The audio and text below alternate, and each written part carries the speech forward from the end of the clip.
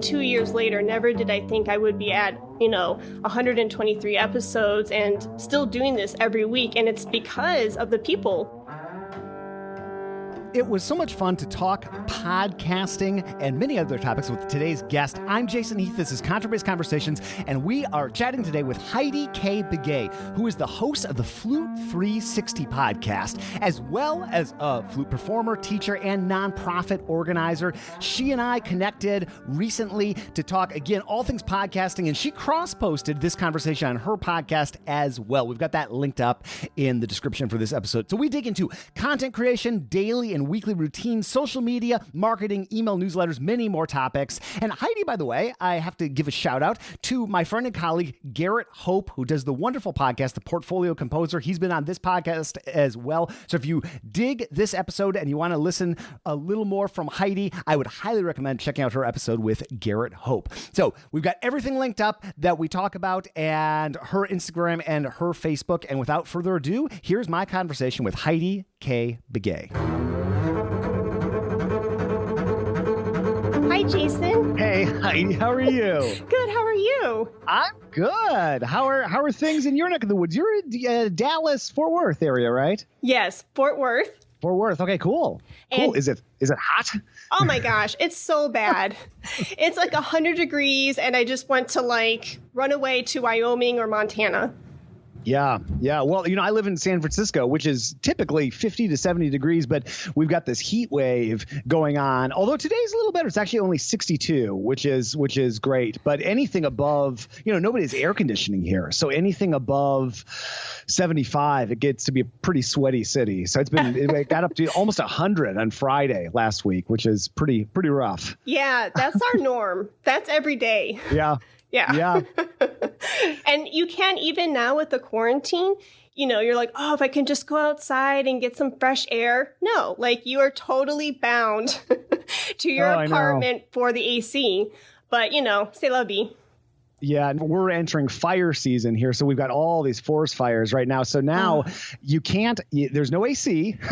So you have the wonderful choice of sitting inside and sweltering, or opening up and having literally, I think it was the worst air quality in the world on Saturday, Sunday this weekend come into you. So yeah, it's a funky time, but that's okay. I love Fort Worth. I was, last time I was in Texas was actually for TMEA in February this year. So not Fort Worth, but San Antonio. And I've been to Dallas and Fort Worth actually a bunch of times for various purposes. So I love that area. Yeah. No, San Antonio is really cool. Yeah. Yeah. The Riverwalk and TMEA, they always do such a great job for their conventions. Yeah. Have you presented there related to the podcast or otherwise? Not yet. That is something that I'm trying to get into. I have been presenting at the National Flute Association. So that is really cool. That's our motherboard for us flutists. And of course, TMEA is really crucial too. I went to TMEA last when I was a DMA student. And so our flute choir and the wind ensemble, we got to perform. But I haven't yet really dove into proposing, my applications for the podcast. But that's something I definitely want to get into.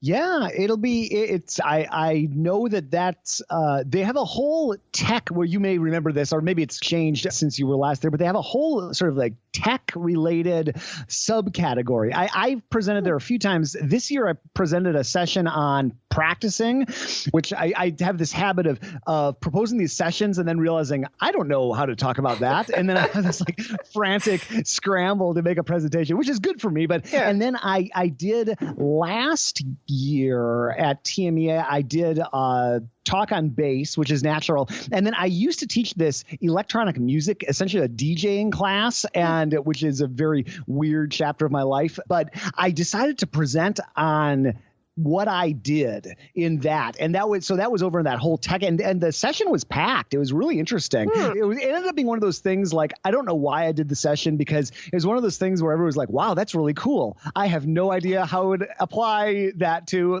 I love that. I wish I could do that stuff, but I don't know if I can do that. So I don't know if it was ultimately very helpful, but it was kind of fun. Oh, that's cool. No, you put your creative cap on and you're just okay. And you ran with it. That's awesome. Yeah. Well, I was so glad to get your email. That I realized, Heidi's working to do a little music podcast or art music podcast or whatever, unification. And that's something I've thought a lot about over the years. And so it was really fun to get your message. Oh, well, thank you for reaching out so fast. And I just thought, why not? I know contrabass and flute, how much do we have in common? But seriously, a lot. And the fact that we're both podcasters who are musicians, I was like, man, this is, our own little weird niche community. And why not reach out and start a conversation? Yeah, for sure. Well, and I don't necessarily, and I know you do the same thing. My podcast is not necessarily that much about bass. I mean, it kind of is, but you're doing this whole recording, going through these different series and gear and that sort of thing. I mean, today I'm talking to, I was just talking with a trumpet player before you. I'm talking to you, and then I'm talking to Jason Haheim, who's a timpanist in the Met. So it's like, all right, I have purportedly a bass podcast. So I'm talking to a trumpet, flute, and timpani. But that's the way it's always been for me. So cool. It's sort of the niche, the frame, the convenient, frame is that I'm a bassist and I'm that is the general topic we're revolving around. But we go into, I would say at least 20 to 30% of the people I have on aren't bassists at all. Oh, that's amazing. Yeah. That you're able to reach across the board into other instruments and their sect. It's so easy. It's kind of like, I don't know, the lunchroom in junior high school. You all tend to sit with the people that you know. But for you to go across the table and say, hey, that's really cool of you. Yeah, well, it's fun. It's just, for me, the podcast has become a convenient way to do something that's good for me. It's kind of like working out or reading books or something. But because I have the podcast, it forces me or encourages me, or whatever word you want to use, to reach out to people I don't know, to do some research, learn about some things that I would want to be learning about anyway, but we're just so busy in life. And to carve out time with somebody and actually just sit down and talk about something without being interrupted by our phones or this or that. And so it's something that is just good for me in my life. And then it just happens to go out to the public too. So that's the way I think of this. I could lie and say I had a podcast and just talk to you, and it would be great. Yeah. But we're so busy that probably wouldn't happen without that excuse. So that's sort of my podcast rationalization. Oh my gosh, you are so singing my tune. I feel the same way with my platform. It's like I started this. Actually, my podcast started off as my DMA thesis. Whoa, really? Yeah. Wow. Yeah, I got to finish and graduate with my DMA because of this podcast. So never did I think, so that was May of 18. So 2 years later, never did I think I would be at 123 episodes and still doing this every week. And it's because of the people, like you just said, I got hooked calling up people that I normally would not have had the opportunity to talk to, and picking their brains and pulling out those gold nuggets, and then getting to publish it and share it with the flute community. It's like, oh my gosh, it's such a high, it's just like, this is so cool. And I love being to offer that and learning in the process too. Oh, for sure. For sure. We have so many things to talk about. And by the way, for me, when I do a show, I just sort of let it rip and I have no intro or anything. So if we've started, that's totally cool. If you want to do whatever, I'm down for whatever. But I usually, the more I've done these, the less structure I've had. I like that. No, I'm keeping all of this. All of this. Beautiful. It's amazing. Okay. Yes. Awesome. Okay. So I love talking to podcasters, and there aren't that many of us really that are doing, in the classical music world, art music world, whatever label you want to put on it. There were a growing number of us, but still not a lot. And so I was chatting with Elisa Jansen-Jones about a year and a half ago, maybe something like that. And she does a wonderful music education podcast. And so I listened to her latest episode, and then I went back and listened to her very first episode. And I did the same with your podcast, and you were good from that first episode. Oh, thank you. Too. And so was Elisa, by the way. But I love just sort of thinking about what I've learned, and I cringe like crazy when I go back and listen to my first episode. But do you feel like you're doing this differently now than you were in 2018 with episode 1? Oh, good question. Yes, definitely. I'm more myself. I feel more comfortable, and I feel like now I'm talking with a friend, whether it's a guest that I just met, like now. For me to be more open and vulnerable and just, show my true colors, it's a lot easier than thinking, oh, this is a production, and with that production mindset, I could definitely tell, like, if you go back to like series 1 and 2, you can definitely tell that I'm not really Heidi. Like, I'm authentic, but I'm more reserved. And, but now I get to have more fun. And yes, I get to talk about real content, and we are accomplishing things during this time together, but it's with a more fun flair, So I definitely see that growth, which gets me excited. Well, here's what I used to do. I've been doing this 13 years now, so it's fun to listen back to 2007, Jason. And I have saved in Evernote all the show notes and everything going way back. So what I used to do, and I use this as an example in conferences of what not to do, is I have a list of, I kid you not, 30 questions. Okay. I would send people 30 questions. That's a lot. So it's like, all right, you've agreed to do this thing, a podcast, which you may or may not have even heard of what a podcast is, and now I've given you this gigantic homework assignment. So, and then if they, so many of them really made an effort to answer those. So my shows were so boring because we would just go through this list of questions I'd sent ahead of time. Do you send people things? I know you do because we converse a little bit. Like, how do you approach like prepping your guests? Maybe that's an interesting thing. Maybe. No, I appreciate that question. Right now, I still do kind of prep. As you could see, the flutist type A and me kind of crept through in the emails. And I'm like, do you want to talk about this before or not? And you're like, no, we're just going to gel. I'm like, oh, okay. This is a new jive for me, and I appreciate it. But yeah, I mean, and plus with us, you're a podcaster, so you get my world. But yeah, normally with my guests, I do prep them in like a PDF format, just general audio stuff. A lot of times my guests, they don't realize it, but they will be like talking and walking. And so that shuffling, so just kindly saying, make sure we're sitting down and make sure that, there's a healthy distance between you and the microphone, things like that. And then I've learned that like no more than 5 or 6 questions, no more than that, because like 5 or 6 questions can really go past an hour, and which I don't mind, but I want to be, conscientious of their time and everything. So I do have a format only because like I am an organizational kind of person, and I thrive off of having some kind of format, but we don't really stick to it. Like we start with it and we know like what we're talking about, so that way we can stay on a topic, but the conversation flows and is so organic that sometimes we go off rail, and that's totally cool because then it's natural, Yeah. I love it. And there's no right or wrong way to do this. And me personally, I have changed a lot over the years, and I'll probably change again in the next few years. So I think it's so interesting how people approach this. What I do these days, and not that this is good or bad, it's just what I'm doing, is I'll reach out to somebody, or a lot of the time at this point, it's somebody who's a listener says, hey, you should talk to this person. So I'll email them. And then if they ask for, hey, what are we talking about here? Or then I don't send them those 30 questions, but I do think, hey, here are a few things that might be interesting to dig into. And I think that that's always helpful. I love talking to people who do a podcast, because I feel like we've probably thought about a lot of the same things, and we don't have so many people to talk about this with. So here's what do you do to prepare before you chat with somebody? What's your process? Do you use an app to collect info? What do you take notes on? What are you doing if you're talking remotely with somebody? Just tell me about your process. Okay, cool. Well, first I have to eat. Okay. I have to. Like I have learned that I cannot speak well.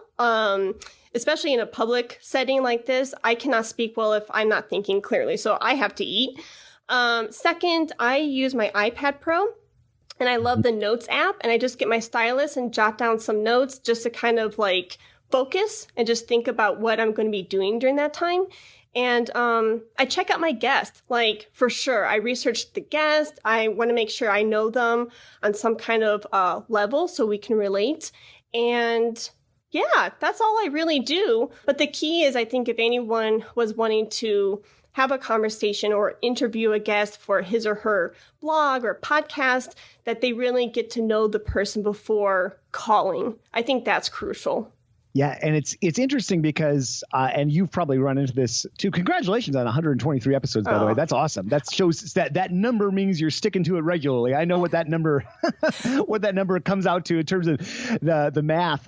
For me, some people that I have on the show, there's a ton of info out there, and they've got interviews up on YouTube, or they've done other podcast interviews, or they've written articles, and it's like almost too much info. Some people aren't as public facing that I have on my show, and it can be a real challenge to do the research. Yeah, because some people just aren't it's like, oh, you should talk to Buster Skaggs. I'm just making up a name. He's been in Boston Symphony for 38 years, and he doesn't have a YouTube, or he doesn't have a Facebook page. And so those are a unique challenge too. I usually only am talking to those people that have been recommended by somebody else. So then I go to that person who recommended and ask, like, hey, tell me about Buster. But what I do, and I just think process is interesting. I also am sitting here with my iPad Pro in front of me. So I have a similar, I also use Evernote just because I've been using it forever. So I have a doc on the person that I'm going to have on the show, and I put in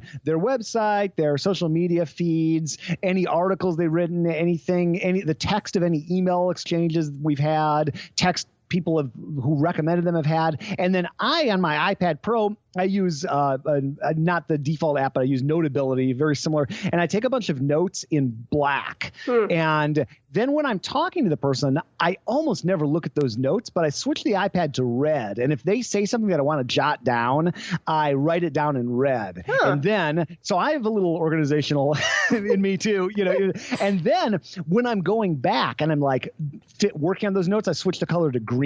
So that's just my process. Is like beforehand black, in the moment red, afterward green. And that seems to keep me organized. I rarely look down at the notes, but it's a really good living document because for me, it's kind of like a talk show. I have people back time and time again. And then I can look at those notes from before, and I can sort of see, what were we talking about? What were we digging into? What was I looking at? It's just a really useful tool for my archives. Yeah, no, definitely. I have literally a folder for every episode. So like when, from episode 0, if you were to go on my computer right now, you would see a folder from episode 0 through 123. And even the unpublished episodes that are coming up through September and October already, like, it has a folder ready for those documents.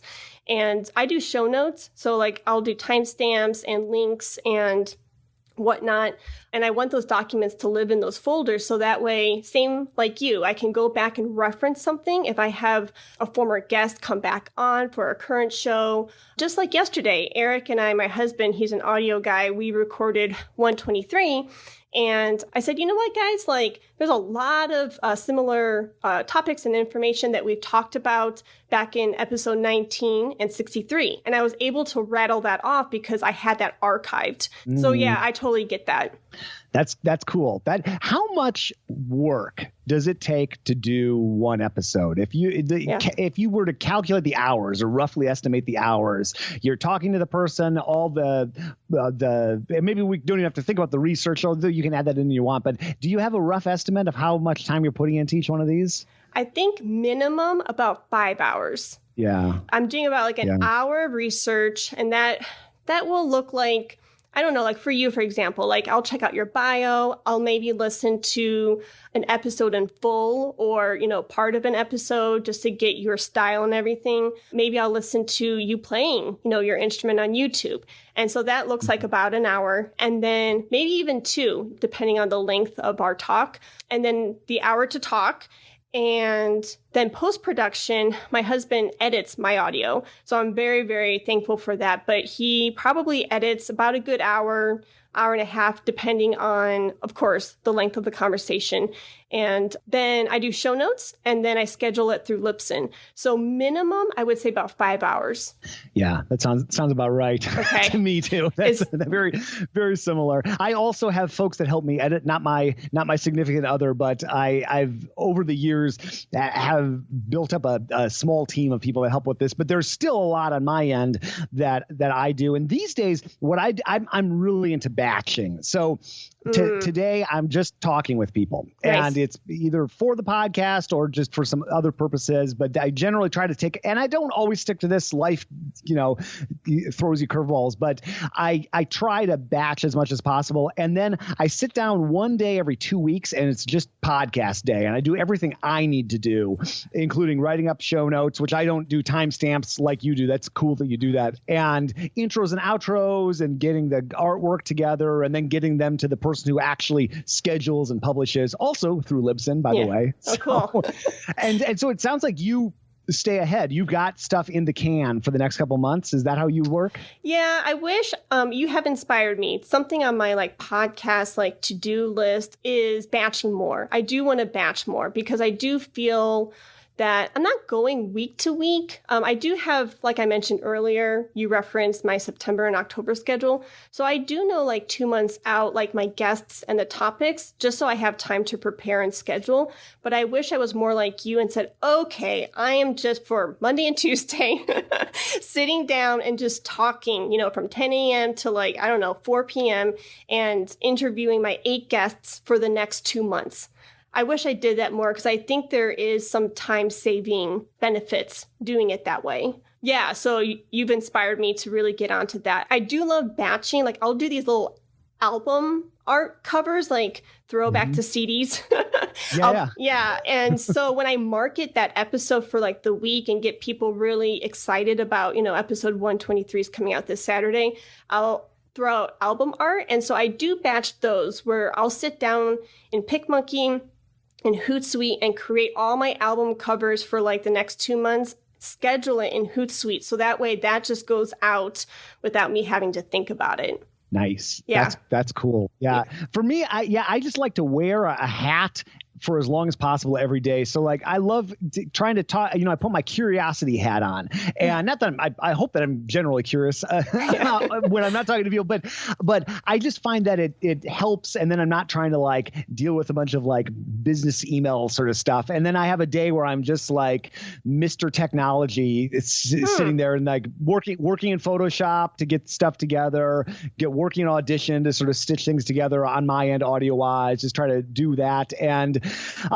so I don't know, back when we were traveling, I know you were doing a lot of traveling, at least looking at your Instagram and what you're doing on the podcast. I was doing a lot of event-based podcasting, right? I was interviewing people live and that kind of thing. I was in Australia. I know you were all over the place. You were Greece, yeah, Romania, yeah. Right? So I was in Australia for a couple of weeks, and I brought my Zoom H6 and a couple of SM58s, which I saw in your Instagram photo. It looks like you use. I love that. I was like, yes, that's what I'm talking to you on right now. So yeah, I bring that, and so I'll do 10, 20, 30 interviews, at some event. Yes. 30, maybe not 30, but a bunch. And then I'm good for months. Right. Yeah, and so this doing all the remote chats, though it's great to chat with people. However, I was trying to minimize this. And so I think the podcast is taking up a little more of my time now, just because I'm not, or it's taking up my time in a different way, because there's a little more it's sort of on my schedule in smaller chunks, where it used to be I would have 2 or 3 days where I was just interviewing. Wow. And you were doing live conversations too, weren't you? Or you haven't you? Yes, I have. No, you're right. Yeah, no, I totally get excited when you just said the live events. The last live event, well, not the last one, but one prominent event that I was really stoked to be a part of was there's a flute maker called the William S. Haynes Flutes.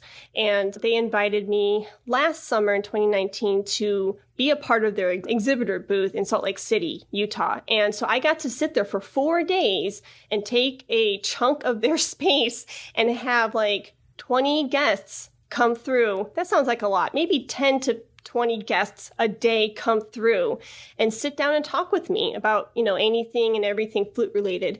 And with that, though, I wish I was able to take each interview and just spread it out for the next 6 months.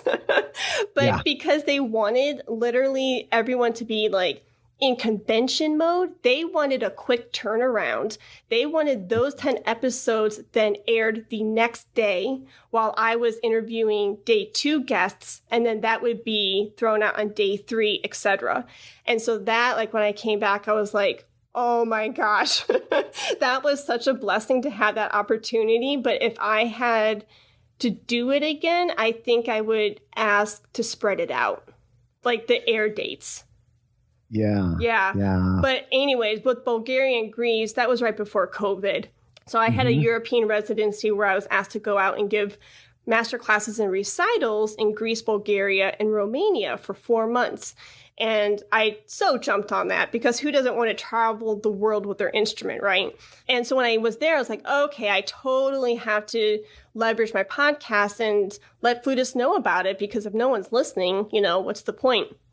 And so, when I went around from schools to conservatories, I told the kids what I'm doing and what I'm up to. And so in those cases, I was doing live interviews. And when a guest is in the area or something, we'll do live. But most of my interviews are remote. Yeah. It's interesting. And it's very cool that Haynes did that with you, partnered up with you like that. That's I did a similar thing in 2019 in the summer with D'Addario for the bass convention, our big bass event. I've noticed over the past few years, and I've increasingly done this at conventions. I get good content at conventions, but conventions are such a distracting environment in a lot of ways that I don't necessarily get the best. I love connecting with people in person, but I think if I look back, those aren't necessarily the most insightful interviews. And sorry, folks, if you did one with me at a convention, you're listening. I'm sure it was great. But if I just look, we aren't sitting down for 90 minutes or going deep. My absolute favorite thing, and I've now, who knows when I'll do this again, but is once a year, I've been fortunate to have a bunch of companies sponsor the podcast over the years, and that covers a variety of expenses. But one thing that I do is I bank aside a few $1,000s of that every year and just go on one trip purely for the podcast. So I went in 2018 to New York City for a little over a week and set up at the D'Addario studio in Manhattan and chatted with people and went up to various areas in New York City, brought my microphones, hung out with people at their place, at a local cafe or bar, just chatting. And that's such a cool, so in that experience, I ended up seeing them perform. I ended up spending more time with them. I did a very similar thing in Australia, and those are my favorite because there it's like on location, right? You're getting to spend some time with someone in their environment. Now that's time consuming and expensive. And obviously that's like not practical probably for most people doing what we do, but I've loved doing that. But I do, like you're saying, I mean, anybody who's doing a podcast is back to doing remote now. And I've sort of realized that though I think I like the in-person more, it probably is a little bit deeper. We don't have to run off to the next event starting at 11 a.m. or lunch is happening, or they really want to check out that new exhibit in the next booth or that kind of thing. Or you have a piccolo screaming in your ear. Or that. Yeah, our bass conventions tend to be a little we don't have as many high frequencies. Yeah. So. The bassier sounds. Oh, shoot. No, that's a great idea. Bass and flute is a great combo, though. Yeah, it is. But no, thank you for that tip. That really opened up a new door for me. I hadn't thought about that. But you're right, because if I think back and I did love the convention talks, but you're right, they're more like 15 minutes, I'm in and out between events, I'm going to run off to the next exhibit hall. So it's really like a drop-in. But the remote calls are nice too. I do miss the face-to-face interaction, feeling like, oh, I get to see Jason, or I get to, but then you're right. Those in-person are so special. And I remember even like, if I think the handful in-person interviews I have done with like Dr. Terry Sanchez in Arlington, Texas, Jake Fritkiss, who's a principal flutist in Fort Worth, Texas, I will say I can hear myself now saying, oh, this is so nice. I'm sitting in person with you. I can like see you, touch your hands. Like, this is real. This is really beautiful. So there is something special to that. Oh, yeah, for sure. The advice I got, I can't remember where I got it from initially, is like when you're starting out, actually remote is easier because you can have your notes in front of you. You can kind of prepare it. There's something about being like talking one-on-one with someone and you're both holding microphones. Like if you're holding notes, it looks kind of weird. You're like breaking that energy and the eye contact. Like there's a whole special, this is just my opinion, but I've felt this, like, I actually find it's more challenging to talk to somebody in person if I better have really done my research, because I don't know that there's just something about the naturalness of that moment that I don't know. It's kind of a hard thing to describe, but I think that if someone was starting a podcast, I would recommend probably starting remote. Well, you probably have to right now. Yeah. But even so, I think that it's nobody's good at this when they start out. You seem pretty good at this, but it's a skill that you have to develop. And you might think, well, it's just talking. Well, yeah, it is, but there's more to it than that. Oh, for sure. Because I had my husband do episode 19. That was like literally 2 years ago to the date. It was like published August 4th, 2018. Anyways, I know it sounds like I'm throwing him under the bus, and I swear I'm not. He's going to laugh at this.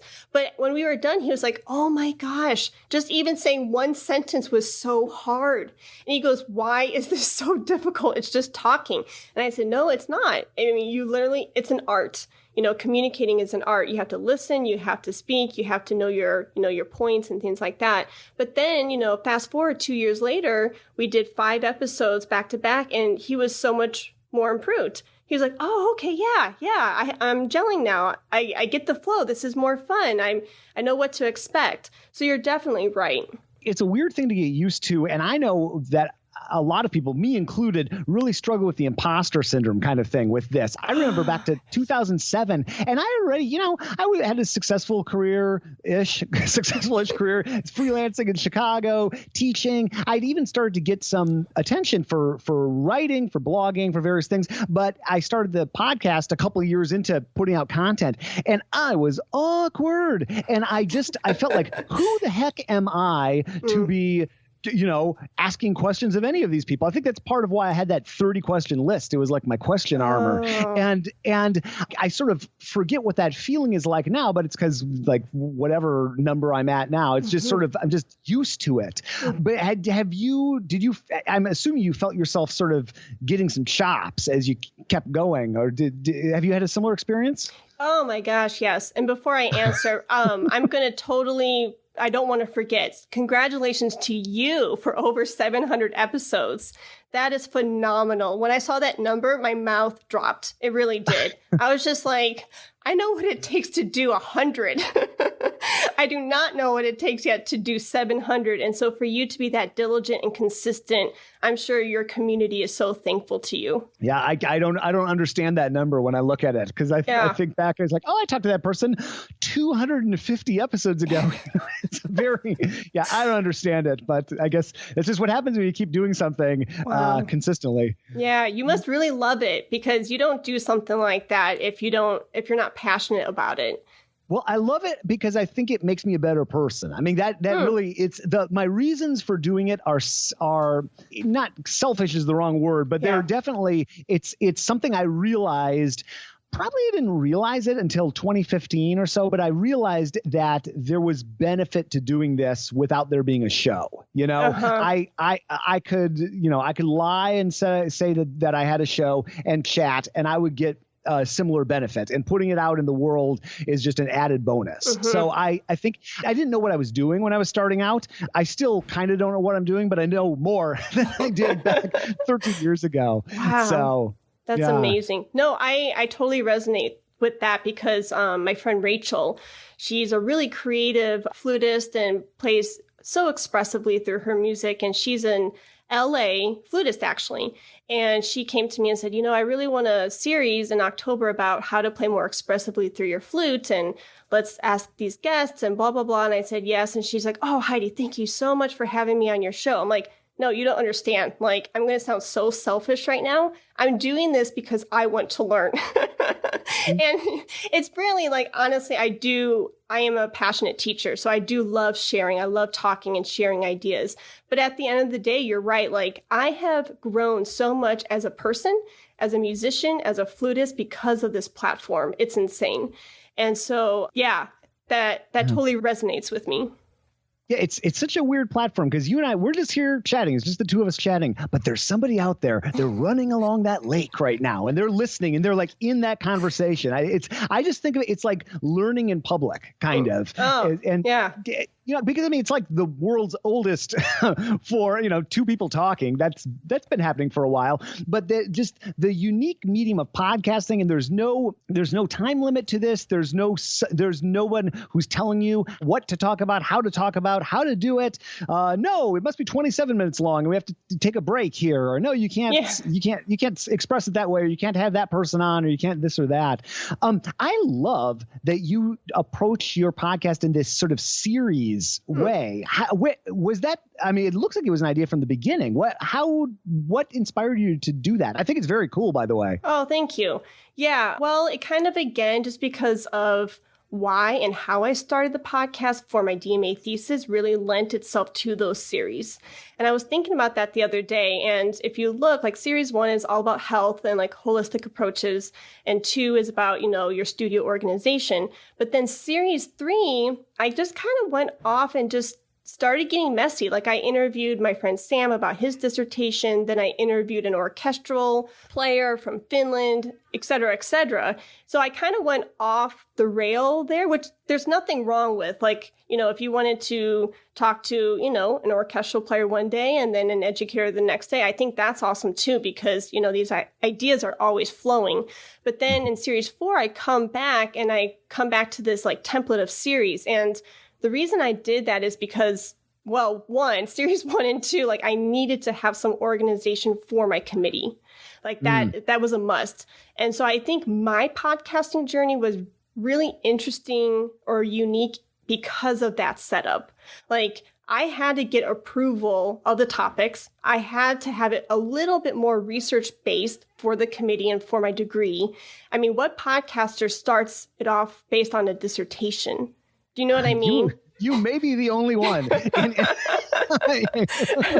And so because of that, and I went off, series 3 and got a little messy with, these random topics, I went back series 4 to the series idea because I really liked having a theme for the month.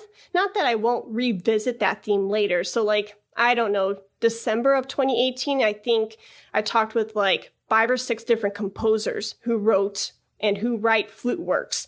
It's not that I will not visit composers again, but I will do it when like I have a month open where I can like go through that theme. And I like that because I feel like we can, myself and the listener and the guest, we can kind of dive into an arena a little bit more and compare like a Daniel Dorff, he's a composer, to Valerie Coleman. So if like my listeners hear, me asking the same question, like, hey, what's your compositional creative process like, right? And December 1st, they hear Daniel Dorff saying, oh, I do X, Y, Z, right? And then Valerie Coleman next week on December 8th says, oh, she does A, B, C.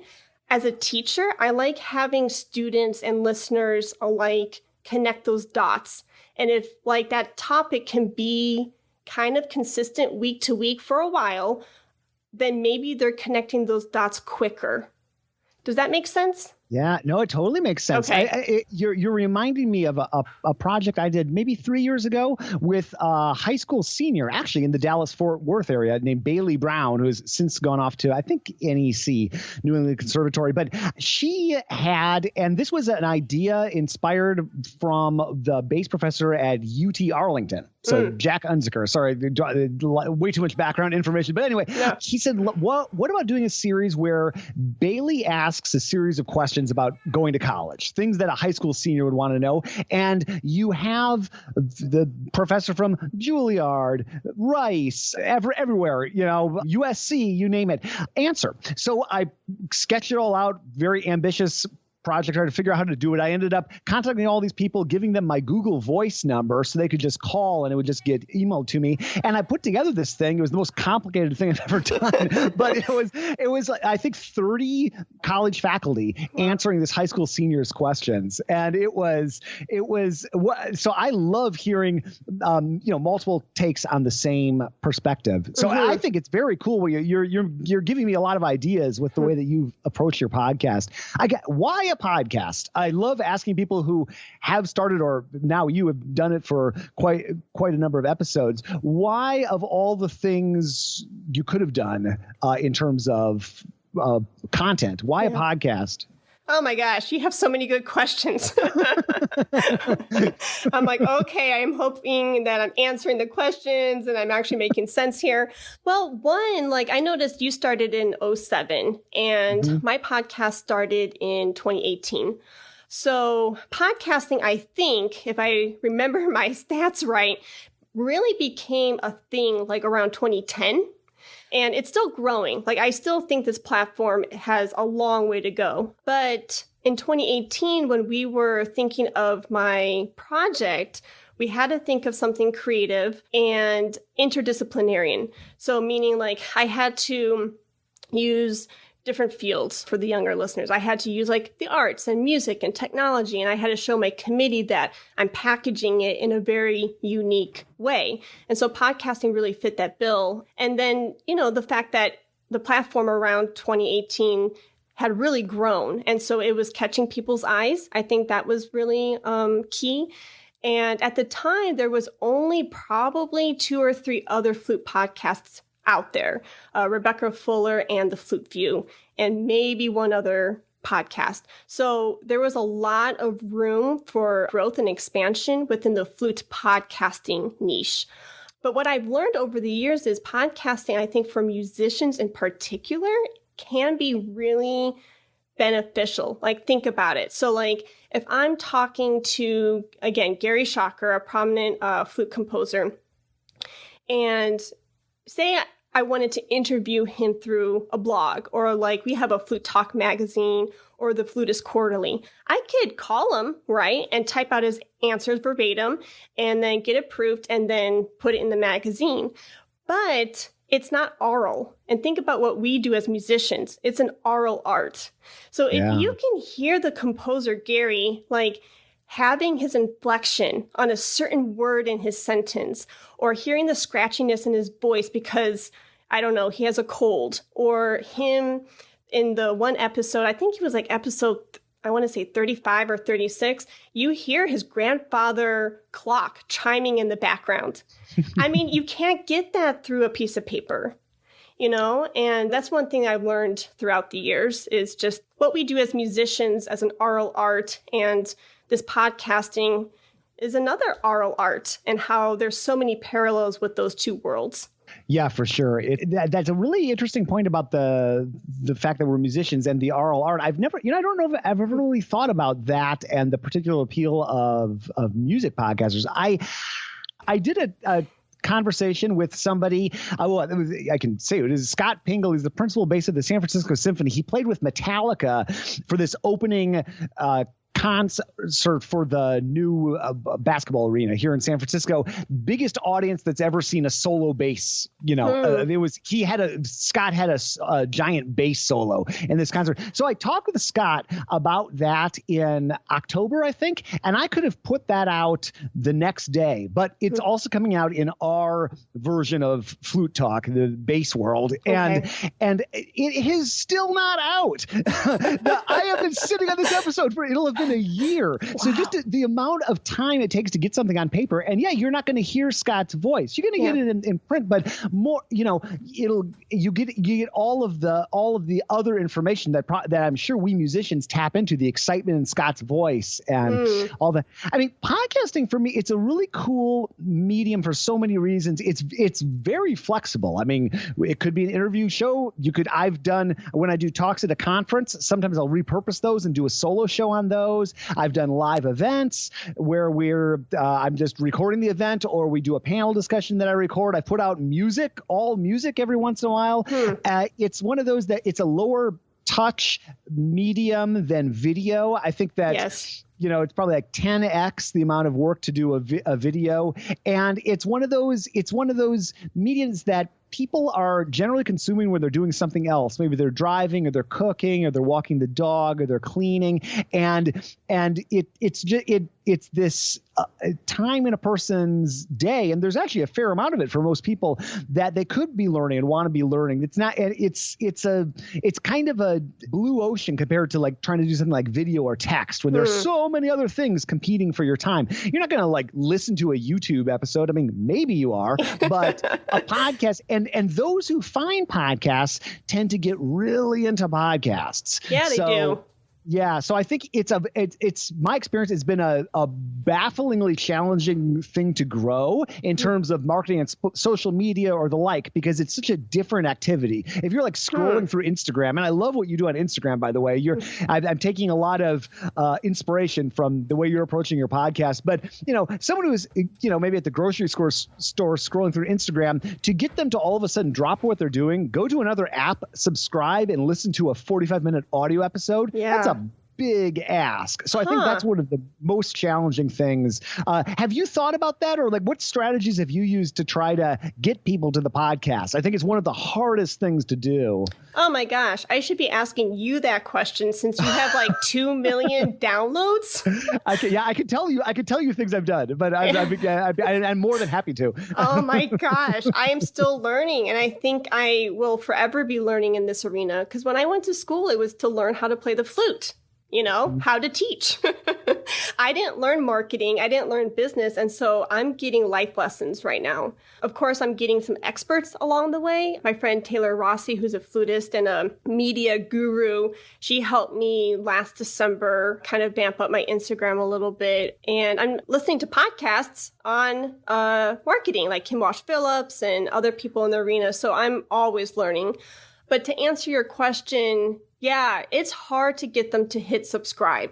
It really is. Like, maybe I'm finding that like people will like maybe listen to a particular episode if it really intrigues them, but to get them to go one step further and hit the subscribe button is something that I'm dealing with. And I know I'm not the only one, just because you brought it up, how it can be not painful, but I'll use that word. But my husband is an audio video engineer for other podcasters. And so he says all the time, like they're talking in his ear and they're talking about, this or that content. And this very topic will come up and he'll get off done editing and he'll be like, you're not the only one, Heidi. Like, podcasters who are in the hunting, gardening, knitting realm, they are all saying the same thing. Like, how the heck do we get them to subscribe? So if there are any tips, I think it's being consistent on social media, like letting your audience know, like, some kind of schedule or, just a quick shout out, like episode 123 is coming out this Saturday. Or that really helps. The one thing that I'm starting new is, and you have it, is a newsletter. I have not done that before, but I think a newsletter can make the 360 community feel like more like a community, conversing through this newsletter. But yeah, so I don't know if there were any helpful tips in that, but what do you do? Because I'm dying to know. Yeah, for sure. And that's all that consistency is so key. And I'm glad that you're launching a newsletter. I just actually signed up for it on your website. So I'm looking forward to checking that out. So yeah, it's a tough thing and it's changed a lot. If we rewind to 2007, it's like, who are you? What's a podcast and why should I be on it? When I was like approaching any guest, let alone like that was before, I think the iPhone came out in, around 2007, maybe. Yeah. I don't remember exactly, but I definitely launched before the iPhone, which kind of kicked off the concept of listening to podcasts in a more streamlined mobile way. I think it's so much easier now here in 2020. And so the big challenge is the way to market something like this. This is a long form audio content. It's a tough thing to market in short burst attention, deficit sort of places like Facebook or Instagram or Twitter. I don't think many podcasters find a lot of success there. So just stop doing this activity that these tech companies have built, have made billions to have you do, like scroll through and watch these very quick things, and go to another app and subscribe to this thing. And maybe I don't know what a podcast is. So the big challenge is, if you're trying to market your podcast, in general, it's still like maybe 50% of the people in the U.S., and I think that percentage is lower outside of the U.S., listen to podcasts regular. So you've got a 50-50 shot of someone even knowing what you're talking about, right? Yeah. So I have changed the ask to be much more join my email list. And I've just learned that I have built this community unintentionally at first, and then more intentionally the last 4 or 5 years. And people interact with what I put out and people I profile in different ways. Some people are just like, hey, I love the Instagram feed. I'm like, okay, great. I guess so that's the way they think. Oh yeah, the Contrabass Conversations, they're on Instagram. That's great. Some people, they love the Facebook community group. Oh, it's so great. Or they think that's what I do or we do. Some people listen to the podcast. Some people think of what I do as a weekly newsletter, and that's all great. And then the one thing that has persisted the last few decades, couple decades at least, is email. And love it or hate it, email seems to be here for the long term, at least as far as we can tell. So getting into people's email box is definitely the best option, I think, and then educating them on what a podcast is. So I resisted building up email. I don't think I really started building up an email list until like 2017, which is pathetic considering that was 10 years into my journey. But now when I put out an email about a podcast, that drives the downloads. Interesting. Yeah. And so I don't necessarily push it that much through. I mean, I always, I put out that a new episode is out and that kind of thing about the person.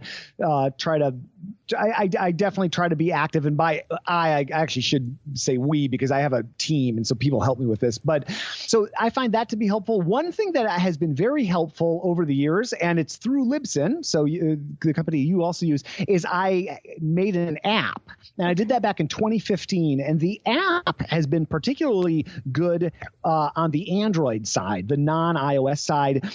I've seen it on so many people's phones. It's like think about it. If you can have app real estate on someone's phone, that is powerful. And so, yes, you maybe only have a 1 in 2 shot of someone listening to podcasts or do that. Or they might be like, oh yeah, great. I don't listen to podcasts though. There are a lot of people that just don't listen to podcasts, but everybody pretty much, I mean, a massive percentage of people know what it means to download an app. So I say, hey, download my app. Check out the app. And the app is just the podcast in disguise, but it gets on the phone. If they choose to turn on notifications, they can get notifications. So that has been helpful, particularly in the Android world. And then I think the biggest thing, which I think you're doing a great job on this, is just like making the best possible thing you can, and making something that, if you're doing something that is interview based, that has a guest, making it something your guest wants to shout out to the world, because that's the way you really grow, is to get other people talking about you, and if you can get 2 or 3 people from their audience to actually connect and listen and subscribe, you're good long term, because you, Heidi, are the main character in your podcast. That's the thing. You're profiling all these other people, but as they're running around the lake or doing whatever they're doing, they're listening to somebody else, but they're also listening to you. So they, that's the thing that builds like massive, pays off in the long run and leads to all sorts of podcast growth, but other opportunities, which I'm sure you've had over the last couple of years. Like, I'd love to know, like, how has the podcast affected other things you do, which is kind of a broad question, but like my career, I think of as very much because of my podcast career at this point. I do all sorts of things, but the podcast has been the fuel for really my career at this point. How does it play into what you do outside of simply producing the podcast? What opportunities have come of it? Yeah, no, that's a really great question. And I'm still a newbie, I feel like, especially hearing your journey. It's so cool to hear that, you started the podcast and smartphones weren't even a thing yet. I was like, oh my gosh. There was a day when we weren't using iPhones. When was that date? But yeah, so I feel like such a newbie still in this, but there are amazing opportunities stemming from my platform. For example, income, bringing in different revenues of income. I'm able to offer services. People get to know you. Like you just said, like running around the lake, you get to hear my voice as whether it's pleasant to your ear or unpleasant. I have such a Chicago accent. My vowels so nasally. I don't even like listening to my own voice. But you get to hear my voice on a weekly basis. And so whether you realize it or not as the host, like you are making and building these like really intimate connections and relationships to your audience. And so because of that, they get to trust you and know you and learn about you. And so then I'm able to, without sounding sleazy or without, marketing myself like crazy and being an awful like car saleswoman, I get to say like, hey, a competition's coming up. If you need some help with it, like shoot me a message and I can give you a lesson on this repertoire. Other services, like I'm starting these coaching packages where I can help maybe students like with their school applications, like they're, editing their resume and their teaching philosophy, if it's a job application, or their cover letter. That's something I want to bring to the world. So hopefully that gets to go full-fledged. But other opportunities, not, to sound again, sleazy. I swear I'm not. It's just, relationships are being formed. And one of my friends who's a flutist out in Colorado, she teaches flute in Denver. She reminds me probably once every couple months when we talk, she's like, you have something so good here. Like you are able to again, like we were talking in our conversation, this is full circle. Like I'm able to talk to people that I normally wouldn't be able to talk to. And so because of that, new relationships are being formed and the new opportunities are being formed. So like Kathy Blocky, she is the inventor of the Numo Pro. It's this yellow plastic flute head joint that has fans and wheels. And I've been so blessed lately that she's showed such an interest in me and the platform that she's hired me to help her market her products and books and services and her classes. She's offered my husband audio and video gigs. And do you know what I mean? So it just spirals from there.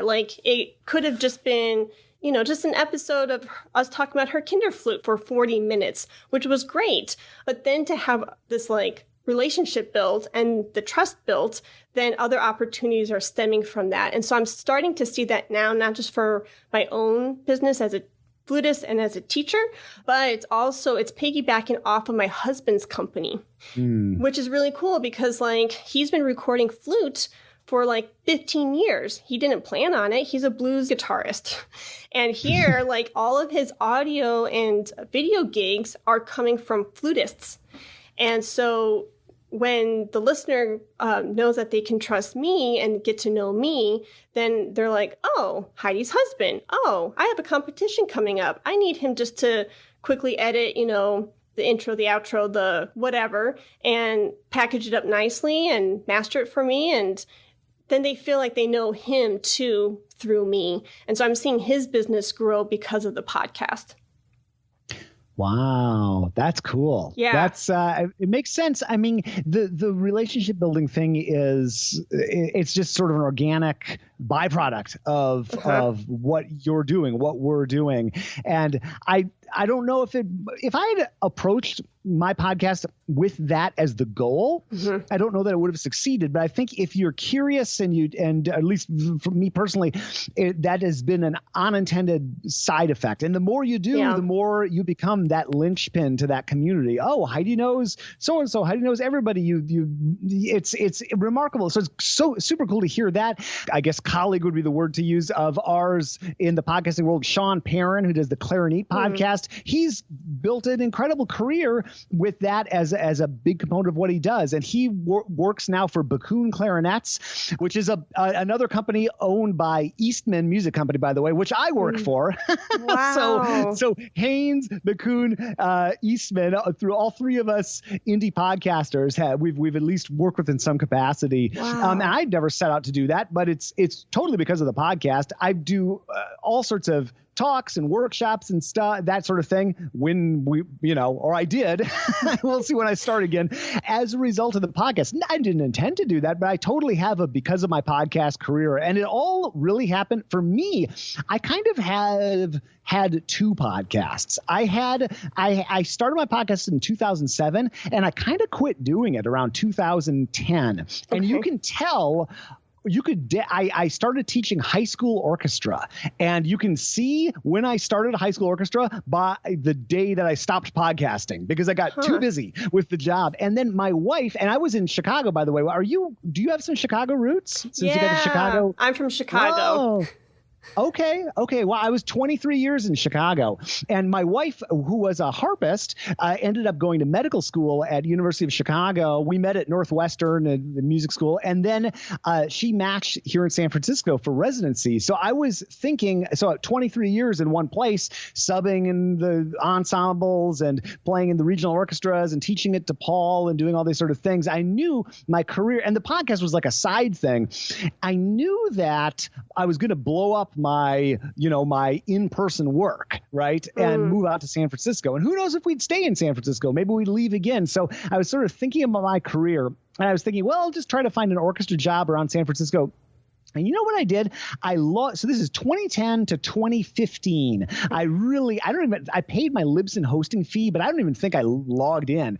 And in 2015, I was looking and seeing, are there jobs in San Francisco? What am I going to do? Am I going to walk dogs? Well, I'm scared of big dogs. Am I going to drive Uber? Well, we don't even have a car that works for Uber. So what am I going to do? I'm like this useless skill. And there's no demand for more freelance bass players in San Francisco. That's for sure. Yeah. So I knew it was good. And so I thought, and people over the years had kept on saying, hey, why don't you start up that podcast again? Hey, I used to love listening to you back in the day. And I logged into Libsyn and I looked at some of these episodes, and some of these episodes had like 25,000 downloads. Wow. And I'm thinking like, what the heck is this? And I started to think, okay, I loved my teaching jobs. I was thinking, okay, maximum, I'm affecting maybe 200 kids a day. Wow. I mean, this is kind of a sober way to look at it, but that's the bet. 200 kids a day are kind of paying attention to me, along with all these other classes they have and activities. Okay, that's my impact. Now let's look in here. Whoa, way more than 200 people are interacting with stuff I'd put out in the past every single day. And I know it's not a direct correlation, but I was thinking, it made me think like, what if I just pretended the podcast was my job? What if I just moved out to San Francisco and see how long I could pretend I had a job doing this until I ran out of money? And it was a little scary because San Francisco is not cheap, and you can't, it was, but I woke up Monday through Friday, 8 a.m., sat down and did the podcast, whatever that meant. And I had a couple moments where I thought like, ooh, should I take a few gigs were coming in. And I had this moment when there was a bass festival in Prague. This is like a few months after I'd moved to San Francisco. Okay. So like the money was definitely not out, but running out. And I thought, okay, I could stay and play. I don't remember what the gig was, Modesto Symphony, or I could go to Prague on my own dime. And I was like, and interview people and meet all these people.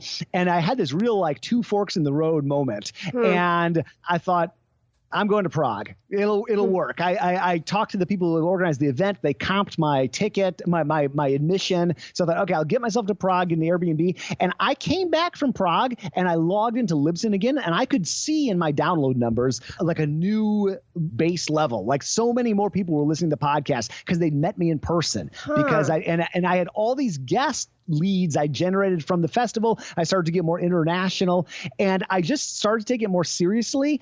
And it's really interesting. And when I started to think about it and pretend that it was my job, it actually essentially became my job. And I have one of those careers that a lot of podcasters have. And it sounds like you are doing or on your way to doing, or really are doing, it sounds like, which is like, my podcast is not necessarily, I'm not paying my bills on the podcast, but all my work has really like, can be fairly directly traced to this thing I do. Okay. This weird thing I do, talking about myself into a microphone. So. Right. It is a weird thing that we do. No, and I really resonate with that. I thank you so much for sharing your story and being so open about it. I do want to say, like, because I don't explain myself very well and I'm not very good with my words sometimes. When I talked about, how different opportunities have been stemming from the podcast, don't think for you 360 listeners, I started this off hoping to get a dime. Trust me, I am not rolling in the money over here. But those opportunities, like this different lessons and coaching packages and things like that, have organically happened because listeners will come to me and say, I need help with XYZ. So I just kind of want to put that out there because I totally get what you just said with deciding, flat out, like, this is my job. So like after Greece, Romania, and Bulgaria, I came back, did some more job applications, and I had this wonderful opportunity for 2020 to 2022 to teach outside of Shanghai, China.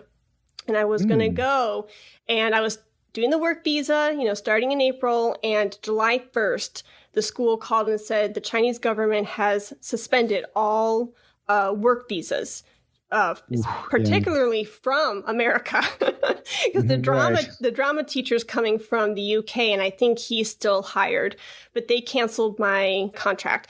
And so I was devastated. I was so devastated. I'm like, I worked so hard, what it's like to get a full-time music job. Those are golden. And I was stoked to work with, flutists on the other side of the world. I mean, I just love to travel and I love to connect with people through music like that. And so July 2nd, I'm like, okay, what do I do? Like, I understand a lot of people are in the same shoes I am because of COVID. I mean, we are all feeling it. And Eric looked at me and he's like, I have been saying this for 2 years, Heidi Kay Begay. This is your job. This is your job. This podcast has been given to you. It's fallen into your lap and you need to run with it because it's something very special. And I know it's special, but when I started it, of course, it was for the thesis, but then I continued it because I saw something from it. I was growing and it felt like a hobby. You know what I mean? And then at some point, like, I think now because China canceled, I've made this shift. Everything is closed. Like academia right now, they're not hiring. And there might be one flute job, for this upcoming year for like 1,000 DMA graduates. It's insane. And I'm sure the odds are the same in the string world, and that's okay, and the fact that I have been given this amazing platform and doing these weird things that we do, it's like I had this shift of, it's not a hobby anymore. I can actually make this into my job. And so what you said really spoke to me. Yeah, it's a hard thing for me to it still is a hard thing for me to wrap my brain around. I mean, I guess, state of the affairs in the world now, everybody's kind of in this, or everybody essentially is in this situation where we can't interact or play gigs or teach in person or all these sort of things. And I feel like I'm such a people person. And it really felt weird to say, no, I'm not going to surround myself with people and go in and, teach high school, which I loved doing, or like go play a bunch of gigs. I'm going to like sit by myself at the computer. That's what my calling is. That felt very like solitary. But I'll tell you, it's so funny because we're chatting right here, and which is great. Although if anybody was looking, we would just look. If someone looked at me right now, they'd think I was an insane person just talking to myself. And then I really do look like an insane person talking to myself, doing these intros and outros. It's so solitary in so many ways. But then I went to Australia and I'm meeting all these people who said, I've been listening to you for 10 years. I love so much. And it's just it's so crazy how this can spread and can reach people. One of my favorite people that's emailed me over the past few years, and I have this weird Dear Abby kind of role in the bass world where people sign up for my email list and then they write about where they and this one person, he said, I'm listening to you from the jungles of Indonesia. He's like a military contractor or something like that, and he's like, I've just had such a great time. And he said, and I remember back in the mid 2000s when I was in rural Kazakhstan. And I thought, I didn't even know there was urban Kazakhstan. There actually is, but I didn't, and I was just like thinking, wow, there's some guy out at some sort of Humvee or something, like listening to these bass podcasts, that I'm doing from my condo in California or in my apartment in Chicago or whatever. And it's just it's so interesting because it feels so solitary in so many ways. And especially when I'm not doing, this is like my most social day. A lot of it's just like me by myself. Yeah. But it's really the most social thing and the most public facing thing I could be doing. So it's interesting, but I love what I can tell you enjoy it. Yeah. I'm just talking to you now and listening to your podcasts and seeing what you do. And yeah, you're building like what you're doing is a good example of what can you do right now, right? Yeah, you exactly. can't like make the world create a bunch of flute jobs, which are, I know, insanely impossible to get, even in the best of circumstances. Same thing for any instrument or anything, right now. But what can you do? You can do this. You can show up. You can get better. You can talk to people. You can find out how they're doing. And so it's a proactive and it's kind of a beautiful thing. Yeah, I could talk about that for a million years, but that's why I reached out to you and the other music podcasters, because it's like, if you look at my season from 2018 when I graduated and I was beefing up my CV, I was like, I know I need to get international experience. I know I need to do blah, blah, blah in order to even be considered by these search committees. I was running the podcast and I felt like that was a valley in my life. I'm like, oh my gosh, I just spent, I worked on 3 degrees. Where's the light at the end of this tunnel? Like, where am I going to be used? Where can I teach? Where can I play? In 2 years, I felt like from 18 to 20, it was like a valley in my life. And I had this epiphany, like, that's when you plant. That's when you grow your seeds, because then later you can reap the benefits of your harvest. And so when COVID hit and I was listening to, and I was watching the news feed through Facebook and Instagram of all my friends, their world got turned upside down. And they're like, what? My playing gigs are gone. What? I don't get to teach. What am I going to do? I'm like, oh my gosh, like, this is the message I want to spread right now is like, if this is a valley for you, start planting your seeds, because when this whole COVID mess goes away, hopefully 6 months, 1 year, 2 years from now, you'll be so glad that you looked and took this time. And of course, like, you're allowed time to grieve and mourn and do what you got to do, but use this time wisely, because in a year from now, you'll look back and think, oh my gosh, I'm so glad I used this time to do what, like you just said, to learn, to talk to people, to learn new skills. Like, I've had to learn how to do some basic audio editing skills. I'm learning how to market. I'm learning how to, do things I never thought I'd have to learn how to do. And now it's in my wheelhouse. And I'm like, oh, as a flutist, I'm going up to corporate sponsors and I sound like a salesperson. And I'm like, who is this person? Right. Like, I'm using terms and stuff that does not normally come out of Heidi's mouth. I'm like, this is so weird and foreign to me, but it's amazing. And I'm so blessed for the opportunity. And so, like what you just said, like, what can you do now? And so if like there's any beacon of hope that, I and you and maybe other music podcasters can give is like, there are opportunities out there. You have to just get really creative and, ask and open up your mouth and talk to people. And you might come across this really neat project that you never, ever dreamed of. Mm-hmm. Yeah. Yep. I hear that. Yeah. Heidi, you rock. I will link up to everything you got out there for my audience. We want to put this out on our respective shows. Is that cool? Yeah, I think that would be awesome. I love it. Yeah, it's great. Anything else you want to dig into for the show? We didn't hit. I think we hit a lot. Like, I think, was there anything that you wanted to say about like how you're able to like sustain your platform through like sponsorships or anything like that? Or is that something that you don't want to touch on? Oh, no, I'm more than happy to. I'll be brief. I decided, so I decided to make the I'll tell the short version of the story. But I decided back in 2015. Okay, I'm going to pretend this is my job. Move out here, and you know what? I started to get some. The audience started to build up. I started taking it more seriously, but I also started to work a little too hard at like monetizing my audience. And okay. I think I was just I was watching that dollar amount go down in the bank account and realizing my lack of Uber driving or dog walking skills. And I was trying a lot of things that just weren't really a good fit. And I just needed to give it some time was the problem. And I know like we all want to, make things happen as quickly as possible. And probably especially now for people if they lost all their work and are, have no idea when things are coming back. But I was just trying too hard. I was like making courses for people for things they didn't really want. I was like I was just trying too many different things. Okay.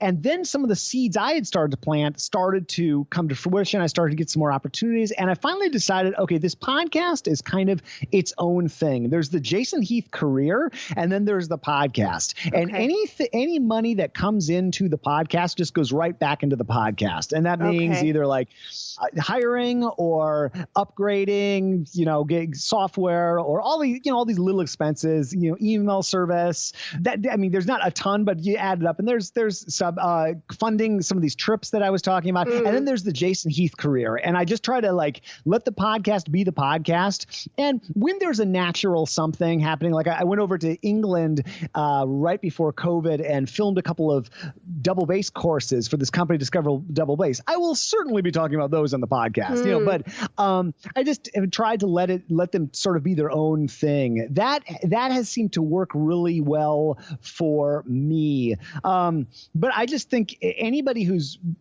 planning on starting their own thing. And I wish there were more music podcasts out there. I wish there were more bass podcasts out there. I have had everybody who has started a bass podcast, I think I've had on my podcast and shouted out their podcast. And I just welcome more people. I think it only I don't think it's competition at all. I think it's just, if anything, it's just going to encourage more people to discover podcasting, and it gives us a chance to have conversations with multiple people. I've been wishing there were more people in this space since 2007. So it makes me happy. And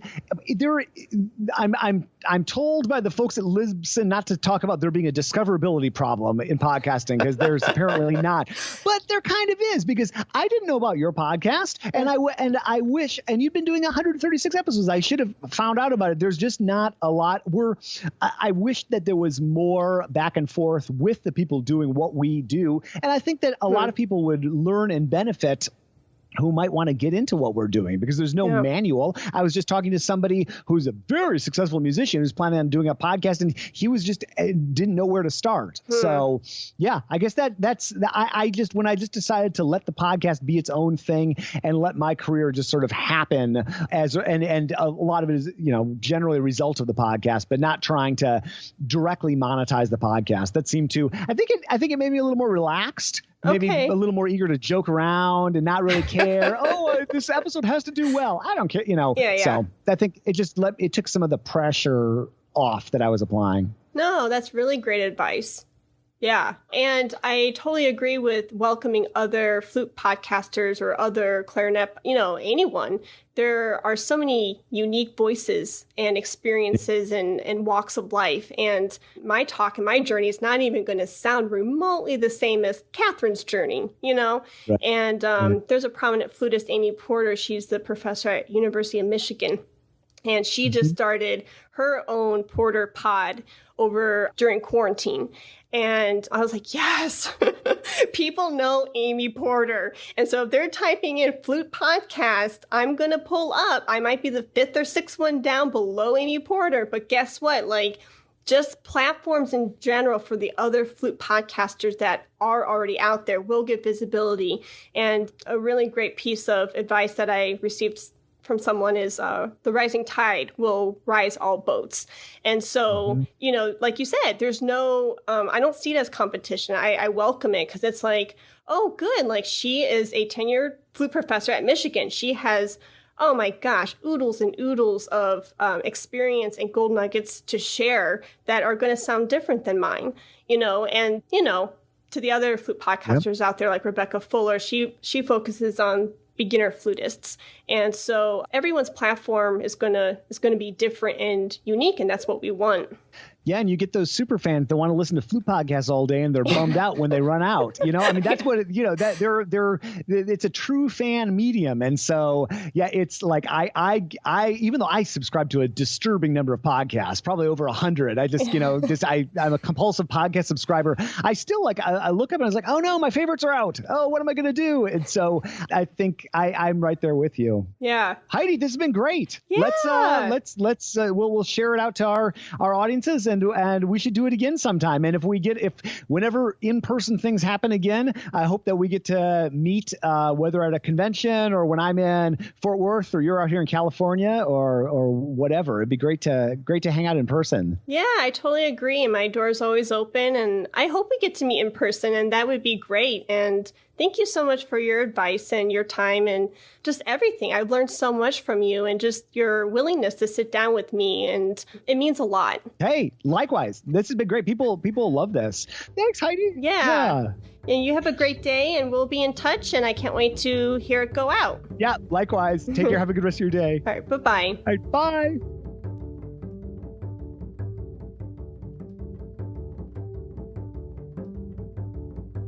Heidi, thank you so much for chatting. Thank you for listening to this conversation. Thank you for sticking to the end if you're listening to me here chatting and this unedited outro that I try to do these days. And again, follow along with Heidi and her work on Facebook, Instagram, obviously her podcast.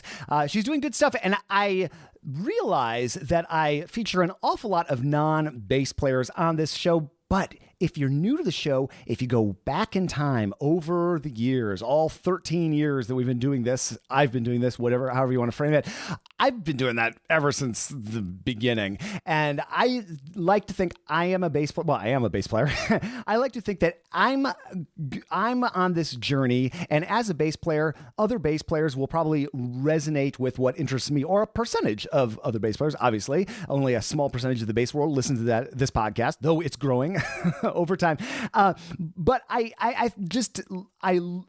a curious person, and my curiosity for all sorts of things in the music world has increased by doing this podcast. And I know that this podcast has helped others to stoke some curiosity in their life. So I appreciate you listening along to this. I had a great chat, conversation, session, 3 hours with George Amarim of UT Rio Grande Valley, University of Texas, Rio Grande Valley, and his studio. And that was broadcast on Facebook Live. You can find that if you follow along with the podcast. We've shared that out in the Contrabass Conversations community, which you can find at contrabassconversations.com/community.